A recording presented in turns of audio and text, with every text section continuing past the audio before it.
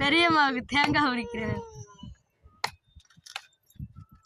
Kilo 40 ரூபா.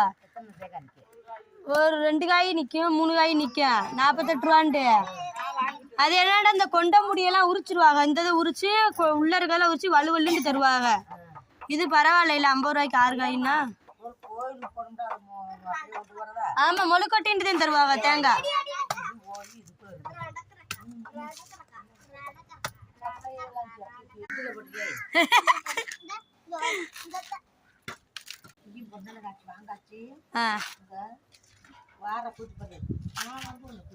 இந்த இப்படி கொண்ட முடி இருக்குதுல்ல, இப்படி இருக்காது.